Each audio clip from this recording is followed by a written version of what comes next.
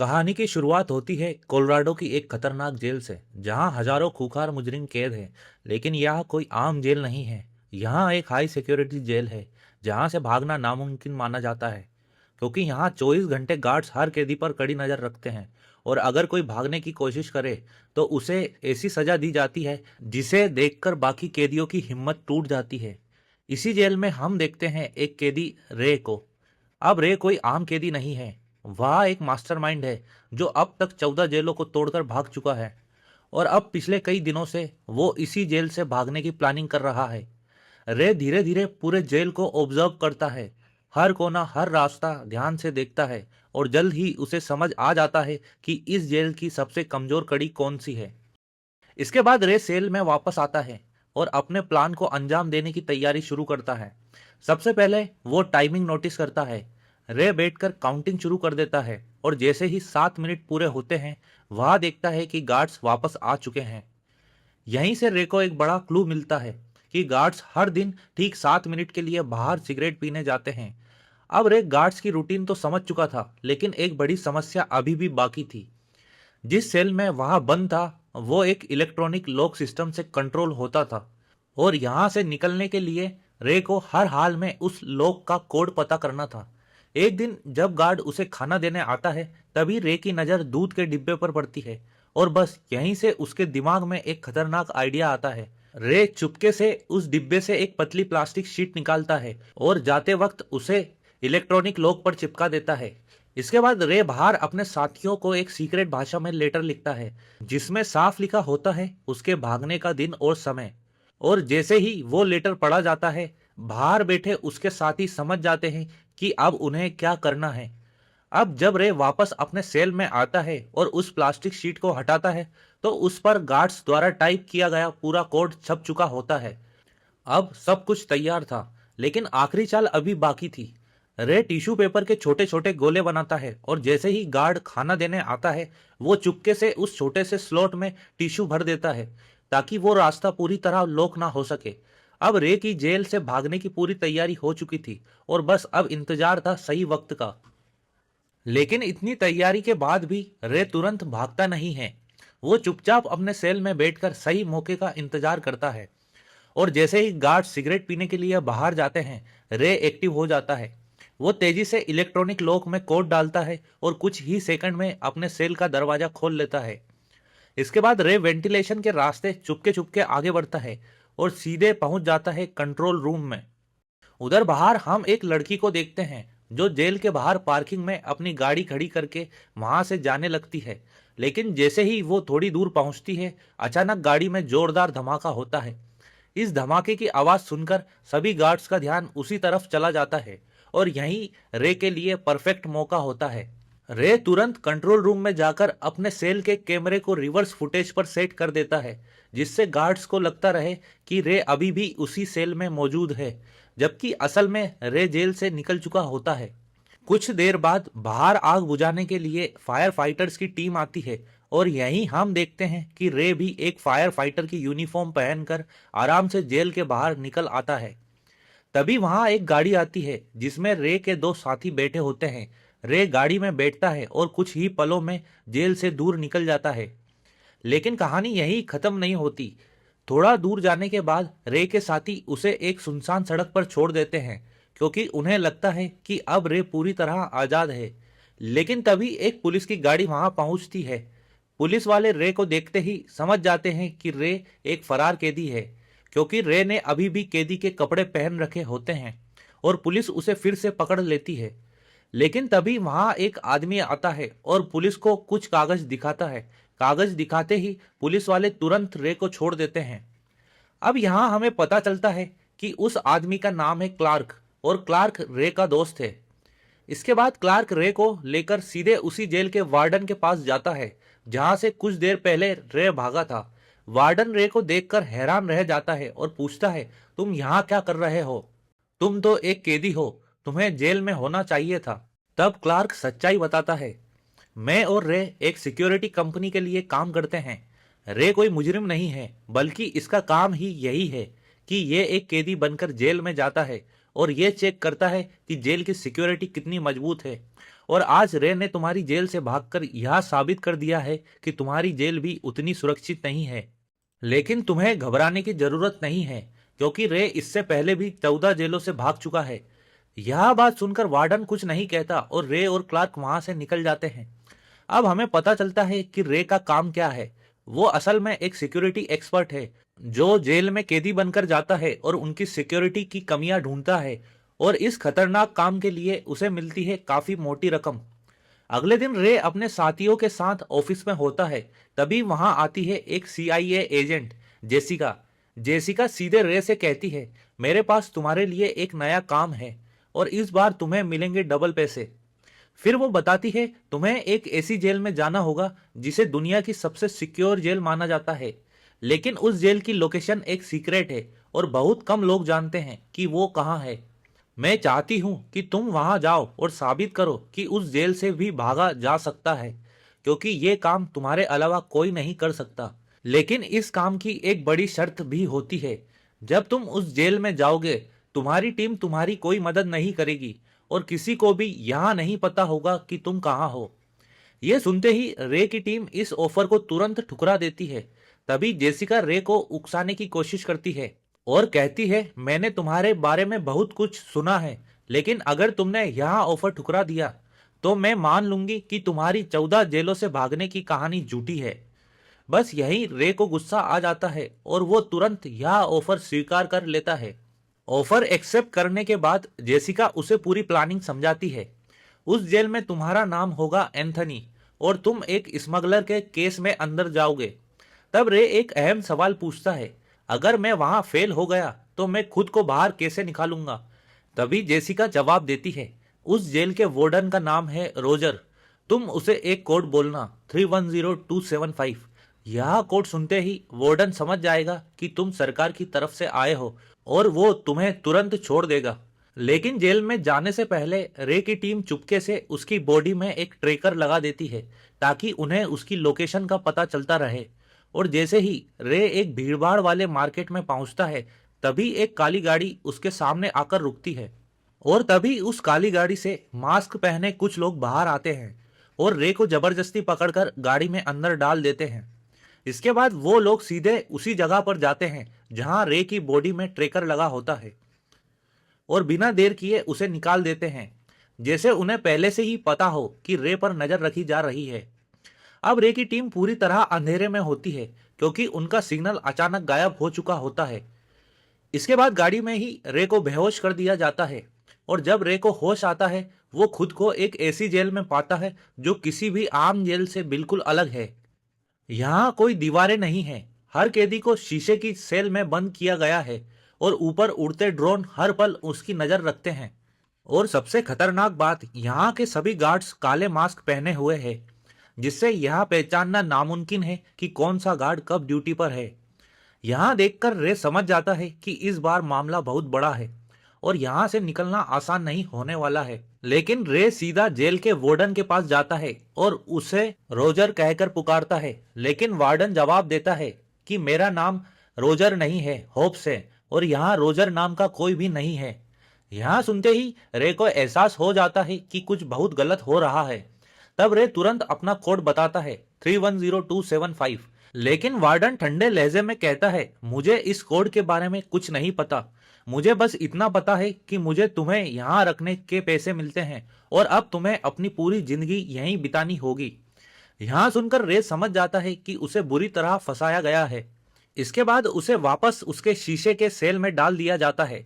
अगले दिन एक अनाउंसमेंट होती है कि इस जेल में एक नया कैदी आया है जिसका नाम है एंथनी। यह नाम सुनते ही एक कैदी माइकल अलर्ट हो जाता है। अब एंथनी यानी रे बाकी कैदियों के बीच आता है और जैसे ही वो बाहर निकलता है, पुराने कैदी उसे घूरने लगते हैं और अचानक कुछ कैदी उस पर हमला कर देते हैं। रे खुद को बचाने की कोशिश करता है और पूरी ताकत से उनसे लड़ता है, लेकिन वो अकेला है और सामने कई कैदी है। जैसे ही कैदी उसे घेर लेते हैं, तभी वहां एंट्री होती है माइकल की। माइकल जोर से कहता है, अगर किसी ने एंथनी को छुआ तो मैं उसकी जान ले लूंगा। यह सुनते ही सारे कैदी पीछे हट जाते हैं, क्योंकि माइकल इस जेल का सबसे खतरनाक और पुराना कैदी है और सब उससे डरते हैं। इसके बाद माइकल रे के पास आता है और उससे हाथ मिलाता है और रे उसकी मदद के लिए उसे धन्यवाद कहता है। अब रे समझ जाता है कि अगर उसे इस जेल से निकलना है तो उसे यहाँ एक भरोसेमंद साथी बनाना होगा। इसीलिए रे माइकल से दोस्ती कर लेता है। इसके बाद रे पूरी जेल को बारीकी से ऑब्जर्व करता है और हर रास्ता, हर कोना ध्यान से देखता है, क्योंकि वो यहाँ से भागने का रास्ता ढूंढ रहा होता है। तभी उसकी नजर पड़ती है आइसोलेशन सेल्स पर। यह वो खतरनाक जगह है जहां उन कैदियों को रखा जाता है जो जेल के नियम तोड़ते हैं। उधर माइकल भी रे पर नजर रख रहा होता है और वो नोटिस करता है कि रे जेल को कुछ ज्यादा ही गौर से देख रहा है। माइकल रे के पास आता है और कहता है, मैं तुम्हारी मदद कर सकता हूँ। तब रे सीधा बोलता है, मुझे उस आइसोलेशन सेल में जाना है। यहाँ सुनकर माइकल हल्की सी मुस्कान के साथ कहता है, वहां जाना तो बहुत आसान है। और अचानक माइकल रे पर हमला कर देता है। दोनों के बीच जबरदस्त लड़ाई शुरू हो जाती है और तभी गार्ड्स आकर दोनों को पकड़ लेते हैं। जेल का वार्डन आदेश देता है कि इन दोनों को आइसोलेशन बॉक्स में डाल दो, यानी जहां रे खुद जाना चाहता था। इसके बाद दोनों को आइसोलेशन बॉक्स में बंद कर दिया जाता है और तभी ऊपर से तेज रोशनी ऑन कर दी जाती है। उस रोशनी से निकलने वाली गर्मी इन दोनों को बुरी तरह झुलसा देती है और दोनों सिर झुकाकर जमीन पर बैठ जाते हैं। तभी रे ध्यान देता है और उसे एक बड़ी लोहे की प्लेट दिखती है जो नट बोल्ट से कसकर फिट की गई होती है। अब पूरी रात उस भयानक गर्मी में गुजारने के बाद अगली सुबह एक डॉक्टर उनकी हालत देखने आता है। दरवाजा खुलते ही रे तुरंत पूछता है, हम कहाँ हैं, यह जगह कौन सी है? लेकिन डॉक्टर कोई जवाब नहीं देता। तभी ऊपर से एक गार्ड देख लेता है कि रे डॉक्टर से बात करने की कोशिश कर रहा है। गार्ड डॉक्टर के पास आता है और पूछता है, इसने तुमसे क्या कहा? डॉक्टर झूठ बोल देता है, इसने बस इतना कहा कि गर्मी की वजह से इसकी बॉडी डिहाइड्रेट हो गई है। और ये सब थोड़ा दूर खड़ा रे सुन लेता है। तभी रे समझ जाता है कि यहाँ डॉक्टर उसकी मदद कर सकता है। अगले दिन माइकल रे के साथ खाने की टेबल पर बैठता है और पूछता है, कल आइसोलेशन में तुम्हें क्या पता चला? तब रे धीरे से कहता है, ये जेल समंदर के किनारे है क्योंकि यहाँ की हवा में नमी बहुत ज्यादा है। और फिर आइसोलेशन बॉक्स के नीचे एक लोहे की प्लेट लगी है। अगर मुझे कोई लोहे का टुकड़ा मिल जाए तो मैं उस प्लेट को खोलकर यहाँ से निकल सकता हूँ।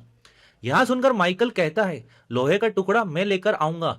लेकिन अगला दिन एक नया खतरा लेकर आता है। जेल का वार्डन माइकल को अपने पास बुलाता है और उससे पूछता है, विक्टर कौन है? लेकिन माइकल कुछ भी बताने से साफ मना कर देता है।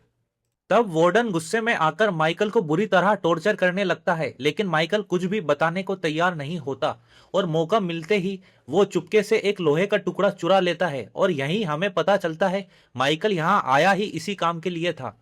इसके बाद माइकल सीधे रे के पास जाता है और चुपके से वो लोहे का टुकड़ा उसे दे देता है। लोहे का टुकड़ा देखते ही रे समझ जाता है कि माइकल ने यहाँ अपनी जान जोखिम में डालकर हासिल किया है। अब दोनों के बीच बातचीत शुरू होती है। रे पूछता है, तुम यहाँ कैसे आए?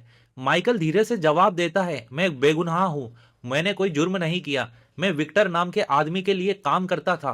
वो अमीरों को लूटकर गरीबों में पैसे बांटता था और अब ये लोग मुझसे विक्टर का पता जानना चाहते हैं ताकि उसे पकड़कर उसका सारा पैसा छीन सकें। लेकिन मैं कभी भी विक्टर का पता नहीं बताऊंगा। अब माइकल रे से पूछता है, और तुम यहाँ कैसे आए? तब रे अपनी कहानी बताता है, मैं पहले एक वकील था, मैंने एक मुजरिम को सजा दिलवाई थी। लेकिन एक दिन वो मुजरिम जेल से भाग गया और बदला लेने के लिए मेरे घर आकर मेरी पत्नी को मार दिया। उस दिन मेरी पूरी जिंदगी बदल गई और मैंने ठान लिया कि सिर्फ मुजरिम को सजा देना काफी नहीं है, बल्कि उन जेलों की सिक्योरिटी भी मजबूत होनी चाहिए ताकि कोई भी अपराधी फिर कभी बाहर निकलकर किसी बेगुनाह की जिंदगी बर्बाद ना कर सके। इसीलिए अब मैं एक सिक्योरिटी कंपनी के लिए काम करता हूं और पिछले 4 साल में 14 जेलों को तोड़कर भाग चुका हूं। लेकिन अब मैं खुद यहाँ फंस चुका हूं क्योंकि मेरी लिखी हुई किताब इस जेल के वार्डन के पास है और उसने उन 14 जेलों की सारी गलतियों को सुधार कर ये जेल बनाई है। इसीलिए यहाँ से निकलना लगभग नामुमकिन है। लेकिन अच्छी बात यहाँ है कि उसे अभी तक यहाँ पता नहीं कि मैं ही वो रे हूँ। वो मुझे सिर्फ एंथनी समझता है। अब माइकल एक और बड़ा सच बताता है, यहाँ मौजूद हर कैदी बेगुनाह है। ये कोई सरकारी जेल नहीं है, यहाँ एक प्राइवेट जेल है जहाँ लोग पैसे देकर अपने दुश्मनों को कैद करवाते हैं। अब माइकल पूछता है, लोहे का टुकड़ा तो मैंने दे दिया, अब आगे क्या करना है? तब रे कहता है, हमें एक बार फिर से आइसोलेशन बॉक्स में जाना होगा। यहाँ सुनते ही माइकल घबरा जाता है क्योंकि वहां की गर्मी सहन नहीं होती। लेकिन रे कहता है, अगर बाहर निकलना है तो यहाँ करना होगा। आखिरकार माइकल मान जाता है, लेकिन एक शर्त पर, अगर मैं यहाँ से बाहर नहीं निकला तो मैं तुम्हें यहीं मार दूंगा। अब रे उसे अपना पूरा प्लान समझाता है। वह कहता है, जब हम दोनों आइसोलेशन बॉक्स में जाएंगे तुम्हें जोर जोर से चिल्लाना होगा, और जब तुम जोर जोर से चिल्लाओगे तो गार्ड्स हमें कैमरे में देख रहे होंगे, उनका ध्यान पूरी तरह तुम्हारी तरफ चला जाएगा, और उसी मौके का फायदा उठाकर मैं नीचे की प्लेट खोल दूंगा और बाहर निकलकर यह पता लगाऊंगा कि हम आखिर है कहाँ। माइकल को यह प्लान सही लगता है। इसके बाद माइकल जानबूझकर एक कैदी को गाली देना शुरू करता है, जिसका नाम होता है जावेद। यहाँ सुनते ही जावेद के साथी भड़क जाते हैं और माइकल और रे पर हमला कर देते हैं। जेल में फिर से जबरदस्त लड़ाई शुरू हो जाती है। इसी दौरान रे चुपके से टेबल से एक रोटी उठाकर अपने पास रख लेता है। तभी गार्ड्स आ जाते हैं और सभी को पकड़कर अलग अलग आइसोलेशन बॉक्स में डाल देते हैं। बॉक्स के अंदर जाते ही तेज रोशनी ऑन हो जाती है, और जैसे ही लाइट जलती है माइकल जोर जोर से चिल्लाना शुरू कर देता है। अब सभी गार्ड्स का ध्यान सिर्फ माइकल पर होता है, और यहीं रे को मौका मिल जाता है। रे तुरंत अपनी जेब से रोटी निकालता है और उसे चबाकर गीला करता है, और फिर उसे कैमरे पर चिपका देता है। अब गार्ड्स रे के बॉक्स के अंदर कुछ भी नहीं देख सकते। इसके बाद रे तेजी से नीचे की प्लेट के सारे नट बोल्ट खोलता है, और जैसे ही प्लेट हटती है रे नीचे के रास्ते में घुस जाता है।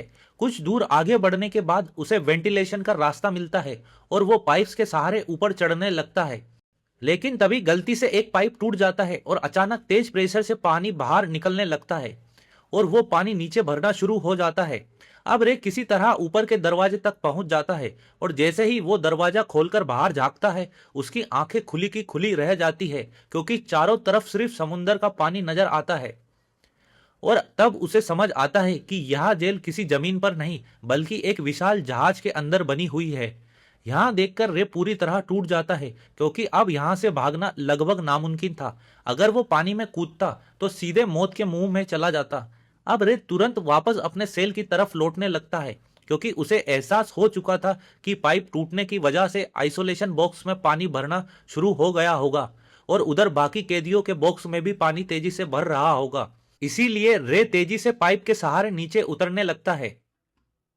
लेकिन तभी रे का पैर फिसल जाता है और वो सीधे नीचे गिर जाता है। लेकिन किस्मत से नीचे पहले से ही पानी भरा हुआ होता है, जो उस टूटे पाइप से निकल रहा था। इसी वजह से रे को कोई गंभीर चोट नहीं आती। उधर जेल का वार्डन देखता है कि सभी सेल्स में पानी भरने लगा है। वो तुरंत गार्ड को आदेश देता है कि जल्दी सभी कैदियों को बाहर निकालो। इसके बाद गार्ड्स एक एक करके सभी कैदियों को आइसोलेशन बॉक्स से बाहर निकालने लगते हैं। लेकिन इससे पहले कि वो रे के बॉक्स तक पहुंचते, रे तेजी से वापस अपने बॉक्स में घुस जाता है और फटाफट प्लेट को वापस फिट करता है, नट बोल्ट कसता है और कैमरे पर लगी रोटी भी हटा देता है, जैसे कुछ हुआ ही नहीं हो। तभी गार्ड्स दरवाजा खोलते हैं और रे को बाहर निकाल लेते हैं। उधर दूसरी तरफ रे की टीम बहुत परेशान होती है। वो क्लार्क के ऑफिस पहुंचते हैं और उससे रे के बारे में पूछते हैं। क्लार्क उन्हें दिलासा देता है कि परेशान मत हो, मैंने अपने आदमी को उसे ढूंढने भेजा है, रे जल्दी मिल जाएगा। लेकिन जैसे ही टीम वहां से जाती है क्लार्क तुरंत वार्डन को कॉल करता है और कहता है, तुम्हारे जेल में एंथनी नाम का एक कैदी है, वो कोई आम इंसान नहीं है, वो वही आदमी है जिसने 14 जेल तोड़कर भागा है। वार्डन चौंक जाता है, लेकिन उसका नाम तो रे है। तभी क्लार्क मुस्कुराते हुए कहता है, हाँ वही रे जिसे तुम एंथनी समझ रहे हो, वो तुम्हारे जेल से भागने की प्लानिंग कर रहा है। और यही कॉल कट हो जाता है और हमें पता चलता है कि रे के अपने ही साथी क्लार्क ने उसे धोखा दिया है। क्लार्क चाहता है कि वो अकेले ही कंपनी का मालिक बन जाए। उधर वार्डन अब रे की सच्चाई जान चुका होता है, इसीलिए वो अपने एक गार्ड को भेजता है। वो गार्ड पूरी रात रे के सेल की दीवार पर डंडा मारता रहता है ताकि रे सो भी ना सके। और अगली सुबह वो गार्ड रे को बुरी तरह पीटता है। रे को इतना टॉर्चर किया जाता है कि वो पूरी तरह टूट जाता है, और अब वो यहाँ से भागने का ख्याल छोड़ देता है, क्योंकि एक तरफ उसे लगातार टॉर्चर किया जा रहा था और दूसरी तरफ उसने खुद देख लिया था कि यह जेल समुंदर के बीचों बीच एक जहाज पर बनी हुई है, यानी यहाँ से भागना लगभग नामुमकिन था। अगले दिन जब रे माइकल से मिलता है, माइकल पूछता है, तुमने बाहर क्या देखा? तब रे थके हुए लहजे में कहता है, ये कोई आम जेल नहीं है, यहाँ समुंदर के बीच एक जहाज पर बनी है और किसी को नहीं पता हम कहाँ हैं। इसीलिए अब तुम भी यहाँ से भागने का ख्याल छोड़ दो। लेकिन माइकल उसे रोकता है, नहीं, तुम हार नहीं मान सकते, तुम्हें हिम्मत रखनी होगी। माइकल रे से कहता है, जिन लोगों ने तुम्हें यहाँ फंसाया है तुम्हें उनसे बदला लेना होगा, और यहाँ सड़ने से अच्छा है कि एक बार भागने की कोशिश तो करो। यह बात रे के अंदर फिर से आग जगा देती है और अब वो दोबारा तैयार हो जाता है इस नामुमकिन जेल से भागने के लिए। इसके बाद रे और माइकल अपनी अगली प्लानिंग शुरू करते हैं। सबसे पहले उन्हें यह पता लगाना था कि वो समुंदर के किस हिस्से में है। इसका पता लगाने के लिए माइकल जानबूझकर रे को घायल कर देता है ताकि रे इलाज के बहाने डॉक्टर के पास जा सके। डॉक्टर के पास पहुंचकर रे उससे पूछता है, हमें बताओ हम कहाँ हैं। लेकिन डॉक्टर कुछ भी बताने से इनकार कर देता है और तभी मौका देखकर रे वहां से एक सफेद सीट चुरा लेता है। इसके बाद वो माइकल के पास आता है और दोनों मिलकर एक कैदी से चश्मा लेकर उस सीट की मदद से एक खास डिवाइस बना लेते हैं। ये डिवाइस उन्हें बताएगी कि वो इस वक्त दुनिया के किस हिस्से में है, लेकिन इसके लिए उन्हें रात में शिप की छत तक पहुंचना होगा और तारों की मदद से अपनी लोकेशन पता लगानी होगी।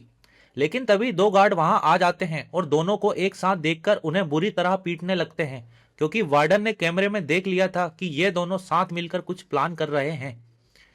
इसके बाद रे को सीधे वार्डन के कमरे में ले जाया जाता है, जहां वार्डन कहता है, अब मुझे सब पता चल चुका है, तुम एंथनी नहीं रे हो। वही रे जो 14 जेल तोड़कर भागा है और जिसकी किताब पढ़कर मैंने ये पूरी जेल बनाई है। इसीलिए यहां से कोई नहीं भाग सकता। तब रे शांत होकर कहता है, अगर तुम्हें सब पता है तो मुझे यहां से जाने दो, क्योंकि मैं बेगुनाह हूं। लेकिन वार्डन हंसते हुए कहता है, मैं तुम्हें क्यों छोड़ूं, मुझे तुम्हें यहां रखने के पैसे मिल रहे हैं। तभी रे एक चाल चलता है। वह कहता है, मैं तुम्हें एक ऐसा राज बता सकता हूं जिससे तुम्हें बहुत पैसा मिलेगा। वार्डन तुरंत पूछता है, कौन सा राज। तब रे कहता है, मेरी माइकल से दोस्ती हो गई है, वो मुझ पर भरोसा करता है। मैं तुम्हें बता सकता हूं कि विक्टर कहाँ है, लेकिन बदले में तुम्हें मुझे छोड़ना होगा। लालच में आकर वार्डन यह सौदा मान जाता है। अब वार्डन रे और माइकल को साथ बैठने देता है और जब भी वो विक्टर के बारे में पूछता है, रे उसे गलत जानकारी देकर टाल देता है। और यहाँ सब रे पहले ही माइकल को बता चुका होता है। अब इन दोनों की प्लानिंग बिल्कुल सही दिशा में चल रही थी, बस अब सबसे जरूरी था अपनी लोकेशन पता करना। तब रे माइकल से कहता है, जो डिवाइस हमने बनाई है उसे जावेद को दे दो, क्योंकि उस पर कोई शक नहीं करेगा। हमारे और उसके बीच पहले ही लड़ाइयाँ हो चुकी है। इसके बाद माइकल जावेद के पास जाता है और पूछता है, क्या तुम यहाँ से भागना चाहते हो। जावेद तुरंत हाँ कर देता है और अब जावेद भी इस प्लान का हिस्सा बन जाता है और तीनों मिलकर पूरा प्लान तैयार करते हैं। इसके बाद जावेद सीधे वार्डन के पास जाता है और कहता है, जेल में कुछ कैदी भागने की प्लानिंग कर रहे हैं। अगर तुम मुझे अपना जासूस बना लो तो मैं तुम्हें उनका नाम और पूरा प्लान बता सकता हूँ। लेकिन जावेद एक शर्त रखता है, मुझे खुले आसमान के नीचे नमाज पढ़ने दी जाए। लालच में आकर वार्डन उसकी बात मान जाता है और जैसे ही जावेद खुले आसमान के नीचे पहुंचता है, वो ऊपर तारों को देखता है और चुपके से उस डिवाइस पर निशान लगा देता है। इसके बाद जावेद वो डिवाइस रे को दे देता है और अब रे को पता चल जाता है यह जहाज अटलांटिक ओशन में है और मोरक्को के आसपास है।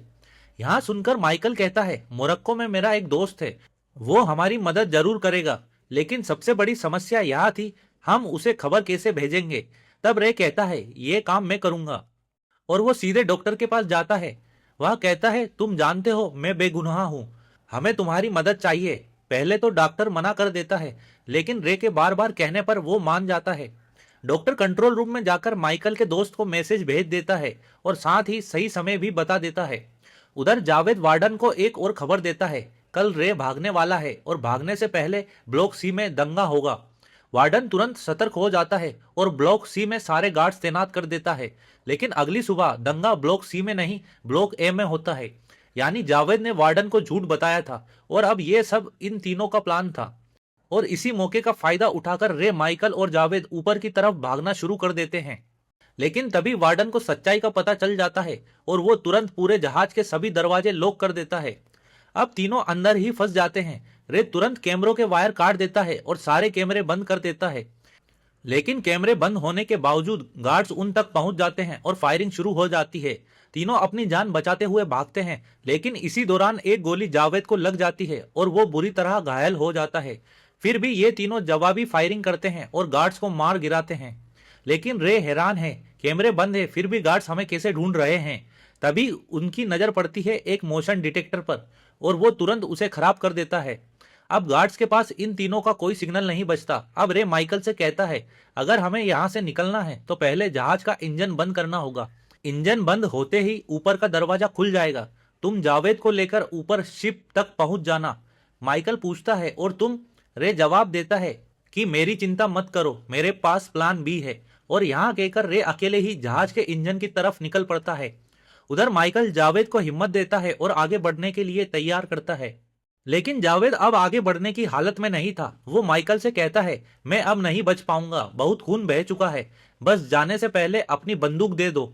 यहाँ सुनकर माइकल मजबूरी में अपनी बंदूक जावेद को दे देता है और भारी दिल से उसे वहीं छोड़कर ऊपर की तरफ बढ़ जाता है। अब जैसे ही गार्ड्स वहां पहुंचते हैं, जावेद अकेले ही उनका सामना करता है। वो बहादुरी से गोलियां चलाता है और आखिरी सांस तक लड़ता है, लेकिन आखिरकार गार्ड्स उसे गोलियों से छल्ली कर देते हैं। उधर रे जहाज का इंजन बंद कर देता है और इंजन बंद होते ही ऊपर का दरवाजा खुल जाता है। माइकल बाहर निकलकर सीधे शिप के ऊपर पहुंच जाता है। तभी वहां एक हेलीकॉप्टर पहुंचता है जिसमें माइकल का दोस्त मौजूद होता है। हेलीकॉप्टर से गार्ड्स पर फायरिंग शुरू हो जाती है। माइकल दौड़ते हुए हेलीकॉप्टर तक पहुंच जाता है और जो गार्ड्स उसका पीछा कर रहे होते हैं, माइकल उन्हें भी मार गिराता है। अब पायलट कहता है, जल्दी बैठो, हमें यहाँ से निकलना होगा। लेकिन माइकल मना कर देता है, नहीं, तब तक रे नहीं आता हम नहीं जाएंगे। उधर रे अभी भी नीचे जहाज के अंदर फंसा हुआ होता है और वो छुपा हुआ होता है एक टैंक के अंदर। वार्डन उसे ढूंढ रहा होता है और तभी उसे पता चलता है कि रे टैंक के अंदर बंद है। वो चिल्लाता है, बाहर आ जाओ, तुम भाग नहीं सकते, चारों तरफ से घिरे हो। तभी एक गार्ड जहाज का इंजन चालू कर देता है और टैंक के अंदर पानी भरना शुरू हो जाता है। दरअसल यहाँ एक स्टेबलाइजर टैंक होता है जो पानी भरने के बाद एक्स्ट्रा पानी को नीचे से बाहर फेंक देता है। और तभी वार्डन को समझ आता है, जैसे ही टैंक भरेगा रे पानी के साथ बाहर निकल जाएगा। लेकिन अब उसके पास कुछ भी करने का वक्त नहीं होता और जैसे ही टैंक पूरा भरता है, पानी का तेज प्रेशर रे को जहाज से बाहर फेंक देता है। रे पानी में गिरता है और तैरते हुए ऊपर आ जाता है। तभी ऊपर हेलीकॉप्टर से माइकल उसे देख लेता है। हेलीकॉप्टर नीचे आता है और माइकल एक सीढ़ी नीचे फेंकता है। रे उस सीढ़ी को पकड़कर ऊपर चढ़ने लगता है, लेकिन तभी वार्डन जहाज से उन पर गोलियां चलाता है। एक गोली माइकल के कंधे पर लगती है और वो घायल हो जाता है। यहाँ देखकर रे का गुस्सा फूट पड़ता है और वो जवाबी फायरिंग करता है, लेकिन वो वार्डन को नहीं बल्कि उसके पास रखे ऑयल टैंक को निशाना बनाता है। जैसे ही रे ऑयल टैंक्स पर फायर करता है, ऑयल बाहर गिरने लगता है और तभी जहाज पर एक जोरदार धमाका होता है। आग की लपटों में वार्डन जलकर मर जाता है और इसी के साथ रे और माइकल इस नामुमकिन जेल को तोड़कर आखिरकार आजाद हो जाते हैं। दोनों हेलीकॉप्टर में बैठकर वहां से निकल जाते हैं और कुछ देर बाद समुंदर के किनारे लैंड करते हैं, जहां एक गाड़ी उनका इंतजार कर रही होती है। गाड़ी से बाहर आती है जेसिका, वही लड़की जिसने रे को इस मिशन पर भेजा था। अब यहाँ कहानी में आता है सबसे बड़ा ट्विस्ट। रे को पता चलता है कि जेसिका माइकल की बेटी है और इतना ही नहीं, माइकल का असली नाम है विक्टर, वही विक्टर जिसके बारे में वार्डन हमेशा पूछा करता था। लेकिन उसे यहाँ नहीं पता था कि माइकल ही वो विक्टर है जिसे वो ढूंढ रहा था, यानी माइकल ही असली विक्टर था। अब एक और बड़ा खुलासा होता है। जेसिका कहती है, मैंने तुम्हें जेल की सिक्योरिटी टेस्ट करने के लिए नहीं भेजा था, मैंने तुम्हें भेजा था अपने पिता को आजाद कराने के लिए, और मुझे पता था ये काम सिर्फ तुम ही कर सकते हो। साथ ही जेसिका एक और सच्चाई बताती है, तुम्हारा दोस्त क्लार्क शुरुआत में तुम्हारे साथ था, लेकिन बाद में कंपनी का मालिक बनने के लालच में उसने वार्डन के साथ ही हाथ मिला लिया ताकि तुम कभी जेल से बाहर ना आ सको। यहाँ सुनकर रे सब समझ जाता है। उधर क्लार्क को भी पता चल जाता है कि रे जिंदा बचकर बाहर आ चुका है और यहाँ सुनते ही वो अपना सामान उठाकर भागने लगता है। लेकिन जैसे ही वो अपनी गाड़ी में बैठता है, तभी पहले से ही गाड़ी में छुपा रे का एक आदमी क्लार्क को बेहोश कर देता है। और जब क्लार्क की आंख खुलती है, वो खुद को एक छोटे से बंद कमरे में पाता है। वो जोर जोर से चिल्लाता है, लेकिन उसकी आवाज कोई नहीं सुनता। और तभी हमें दिखता है क्लार्क एक कार्गो शिप के कंटेनर में बंद है, जहां से निकलना लगभग नामुमकिन है और किसी को नहीं पता कि यह शिप उसे कहां ले जाएगा और वो कंटेनर कभी खुलेगा भी या नहीं। और इसी के साथ यहाँ कहानी खत्म हो जाती है। तो दोस्तों, आपको इस कहानी से क्या सीख मिली, नीचे कमेंट करके जरूर बताना। और अगर आपको हॉलीवुड, बॉलीवुड और तमिल मूवीज और वेब सीरीज की ऐसी ही धमाकेदार एक्सप्लेनेशन पसंद आती है तो वीडियो को लाइक जरूर करना और चैनल को सब्सक्राइब करके बेल आइकन दबाना बिल्कुल मत भूलना, क्योंकि यहाँ आपको मिलती है ऐसी ही माइंड ब्लोइंग और डीप स्टोरीज सबसे आसान और मजेदार अंदाज में। मिलते हैं अगले वीडियो में एक और खतरनाक कहानी के साथ।